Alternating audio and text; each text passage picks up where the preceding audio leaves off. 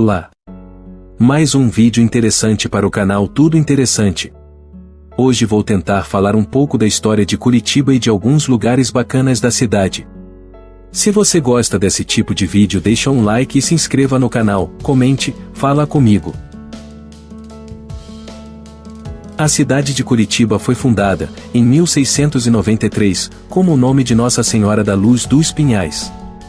O nome Curitiba foi implantado somente a partir de 1721. O município tornou-se capital do Paraná a partir do desmembramento do território paranaense do estado de São Paulo. Fundado em 1693, a partir de um pequeno povoado bandeirante, Curitiba tornou-se uma importante parada comercial com a abertura da estrada tropeira entre Sorocaba e Viamão, vindo, em 1853, a ser a capital da recém-emancipada província do Paraná. Desde então, a cidade, conhecida pelas suas ruas largas, manteve um ritmo de crescimento urbano fortalecido pela chegada de diversos imigrantes europeus ao longo do século XIX, na maioria, alemães, poloneses, ucranianos e italianos, que contribuíram para a atual diversidade cultural. Atualmente Curitiba é considerada a capital mais desenvolvida do Brasil, tendo um baixo índice de desemprego e um parque industrial diversificado. Curitiba experimentou diversos planos urbanísticos e legislações que visavam controlar seu crescimento, que a levaram a ficar famosa internacionalmente pelas suas inovações urbanísticas e cuidado com o meio ambiente. A maior delas foi no transporte público, cujo sistema inspirou o Transmilênio, implantado em Bogotá, na Colômbia. Considerada uma cidade global pela Globalization and World Cities Research Network, GAWC, Curitiba também conta com elevada posição nos indicadores de educação, a menor taxa de analfabetismo e a melhor qualidade no ensino básico entre as capitais. O Índice Mastercard de Mercados Emergentes 2008, criado com a intenção de avaliar e comparar o desempenho das cidades em diferentes funções que interligam os negócios e o comércio no mundo inteiro, posicionou-a como a 49ª com maior influência global. Curitiba foi classificada pelo Índice Verde de Cidades de 2015, realizado pela Siemens com Economist Intelligence Unit, como a mais ambientalmente sustentável da América Latina. Também foi considerada pela Organização das Nações Unidas para a Educação, a Ciência e a Cultura, UNESCO, uma das sociedades criativas do Brasil em 2014, ao lado de Florianópolis. Os primórdios do atual município de Curitiba remontam ao século XVII, quando o caminho de Queretiba foi percorrido pelos bandeirantes, que chegavam à procura de ouro fora da Serra do Mar, por intermédio de Paranaguá. Eleodoro Ebanos Pereira liderou a primeira expedição oficial que coordenou os serviços de extração de minas de ouro nos distritos do Sul, inclusive Curitiba.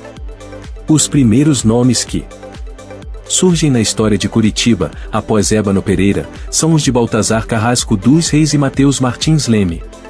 Entretanto, conforme o historiador Romário Martins, após superar as peripécias de cruzar a serra, os portugueses se estabeleciam na povoação chamada Vilinha, em conformidade com registros deixados por historiadores. Em 1668, um pelourinho foi erguido por Gabriel de Lara, chamado o Povoador, no povoado de Nossa Senhora da Luz dos Pinhais. Um grupo integrado por 17 povoadores assistiu ao erguimento do pelourinho. Este foi o marco inicial da história de Curitiba. No entanto, Gabriel de Lara não é descrito como o criador da Vila da Curitiba, sendo que o episódio é atribuído a Eleodoro Ébano Pereira por determinados historiógrafos.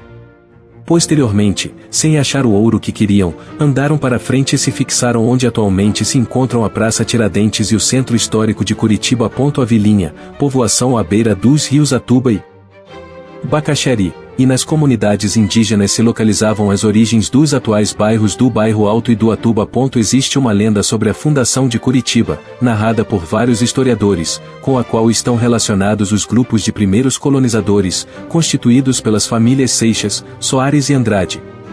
Esses bandeirantes, em tempo desconhecido, teriam chamado o cacique dos campos de Tindiquera, as barrancas do Rio Iguaçu, para indicar o lugar mais adequado para a implantação decisiva do povoado. O cacique, na frente de um grupo de habitantes, levou na mão uma enorme vara. Depois de suas longas andanças, palmilhando enorme superfície de campos, fixou essa vara no solo e falou: aqui. E neste local construiu-se uma pequena capela, erguida de pau a pique, no mesmo lugar onde hoje se situa a Igreja Matriz de Curitiba, sendo sucedida por outra, de pedra e barro, a qual atendeu a comunidade entre 1714 e 1866, quando foi construída a Catedral Metropolitana. Em 29 de março de 1693, o povoado de Nossa Senhora da Luz dos Pinhais de Curitiba foi promovido à condição de vila. Naquela época, em harmonia com Romário Martins, além de Mateus Martins Leme e Carrasco dos Reis. Moradores do Barigui, na época povoavam a vila. Não há exatamente uma data precisa da criação do núcleo Nossa Senhora da Luz dos Pinhais, depois Curitiba. No entanto, se considerarmos os relatos do Dr. Rafael Pires Pardinho, ouvidor-geral da vila, em 1721, é aceito o ano de 1661 como oficial. Além do extrativismo mineral, apareceram a pecuária nos campos e a agricultura de subsistência, para a subsistência dos próprios agricultores, nas áreas florestais. Curitiba se encontrava no ponto de contato de mineradores com pecuaristas. Apesar de tudo isso, a mineração não se expandiu por largo tempo e os mineradores se dirigiram para Minas Gerais durante o final do século XVII. No século XVIII, a pecuária e o comércio bovino favoreceram o estabelecimento dos povoadores e o progresso da região. A vila se encontrava no caminho do gado. Construído em 1730, do Rio Grande do Sul até Minas Gerais, para comercializar bovinos e muares. Com a abertura de uma nova estrada, a qual não atravessava mais seus campos, a vila, durante certa época, permaneceu isolada. Curitiba foi elevada à categoria de sede de comarca por intermédio de alvará imperial, de 19 de dezembro de 1812, e promovida à condição de cidade pela Lei da Província de São Paulo nº 5 de fevereiro de 1842. Pela Lei Imperial nº 704, de 29 de agosto de 1853, Curitiba foi designada capital da recém-estabelecida província do Paraná, desmembrada da de São Paulo. Pelo empenho e esforço na emancipação política do Paraná, várias pessoas haviam deixado seu nome nos anais da história. Em 1853, a Câmara Municipal, que operava perto do Pátio da Matriz, possuindo a seguinte formação: Benedito Enéas de Paula, Fidelis da Silva Carrão, Manuel José da Silva Bittencourt, Floriano Berlintes de Castro, Francisco de Paula Guimarães, Inácio José de Moraes, Francisco Borges de Macedo, Antônio Ricardo Lustosa de Andrade, tendo na presidência o coronel Manuel Antônio Ferreira, 3 em 1820, já denominada na época de Nossa Senhora da Luz dos Pinhais de Curitiba, dispunha de 220 casas. No entanto, o começo da extração e da comercialização da erva mate e a madeira impulsionou novamente seu crescimento. 22 anos depois já contava com 5.819 habitantes. Em 1854 já era a capital da recém-criada província do Paraná. Em 1820, Curitiba também foi visitada pelo naturalista francês Auguste de Saint-Hilaire, que ficou encantado com a cidade, e certas partes de seus apontamentos. Na época, a colonização, por intermédio da imigração europeia, especialmente italiana e polonesa, foi estimulada pelo governo da província. Foram criados, desde 1867, 35 núcleos coloniais nas terras de floresta ombrófila mista na periferia dos campos de Curitiba. A cidade experimentou um novo surto progressista. Expandiu-se a agricultura e começou a industrialização. Por meio do movimento imigratório, iniciado no Paraná, que então pertencia à província de São Paulo, em 1829, Curitiba acolheu, por vários lados, multidões de famílias, em muitas épocas e das mais diversas origens, como alemães, italianos, poloneses e ucranianos, sendo também objeto de migração voluntária de povos como paulistas, gaúchos, catarinenses, mineiros e fluminenses. Tudo isso exerceu influência na composição social, infraestrutural, artística e econômica, ao longo do tempo. Em 2 de fevereiro de 1885 inaugurou-se a Estrada de Ferro Curitiba-Paranaguá, impulsionando o desenvolvimento de Curitiba, que passava, a partir desta data, a ter uma ligação rápida e moderna com o porto de Paranaguá. Assim a ferrovia podia escoar mais eficientemente seu principal produto de exportação, a erva mate. Em 1894, devido à Revolução Federalista, as tropas insurgentes, lideradas por Gumercindo Saraiva, dominaram Curitiba. Naquela época, toda a cúpula governamental, chefiada pelo governador em exercício, Vicente Machado, fugiu e abandonou a capital paranaense, encontrando refúgio em Castro durante 3 meses, de 18 de janeiro a 18 de abril, somente voltando para Curitiba, depois do término do cerco. Um dos acontecimentos mais importantes da história de Curitiba ocorreu em 19 de dezembro de 1912, com a criação da Universidade Federal do Paraná, planejada e concretizada por Vitor Ferreira do Amaral, Nilo Cairo e Panfilo de Assumpção. Depois de implantada a República no Brasil, sem consentimento popular, o primeiro prefeito de Curitiba foi Cândido Ferreira de Abreu, maio de 1893 a dezembro de 1894. Em 1911, o município era constituído somente pelo Distrito Sede. Já em 1929 o território municipal se subdividia em 6 distritos de paz. Eram eles, em Campo Magro, Nova Polônia, Portão, São Casimiro do Tabuão, Santa Felicidade e o Distrito da Sede.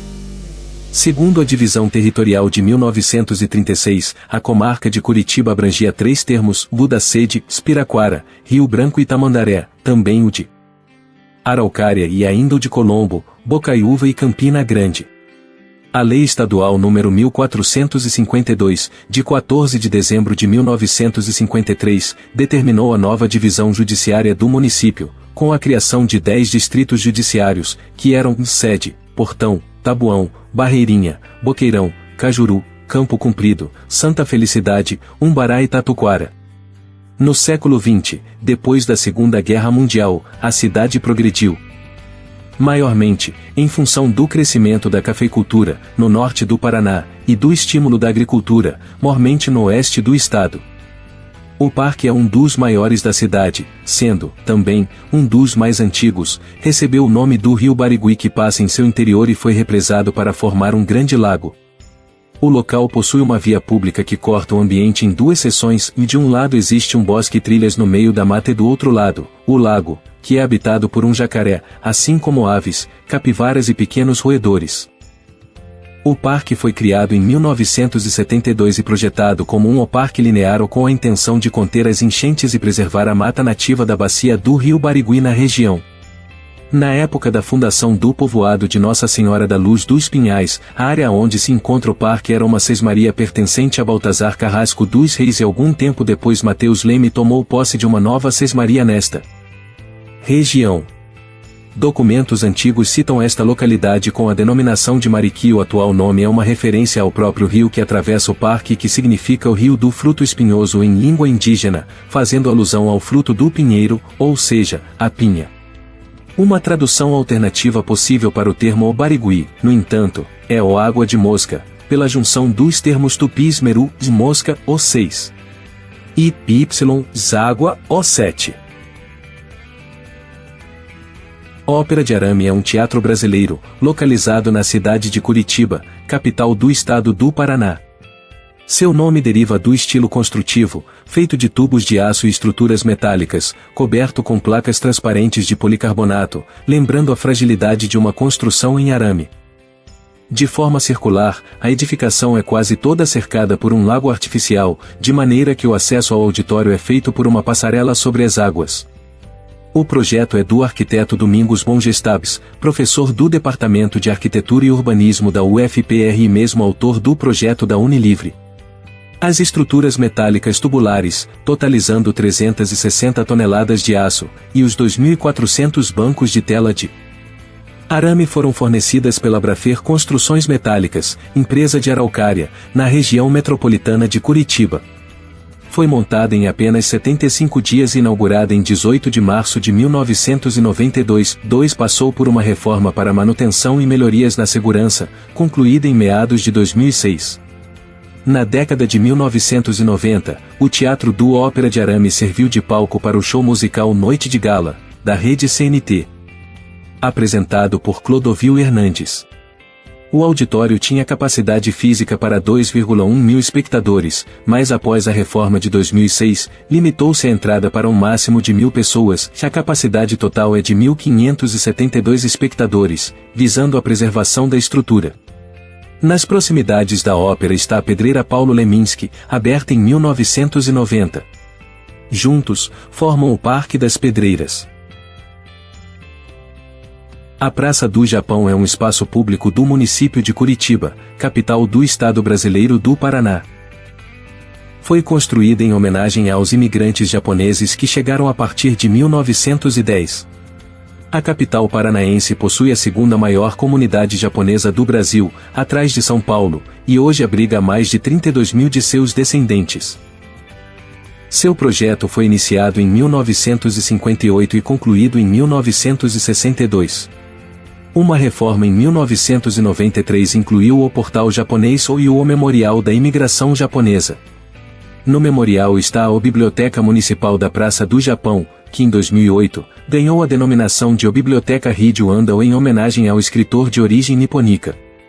Há também a Casa de Chá e a Casa da Cultura, com obras da literatura japonesa.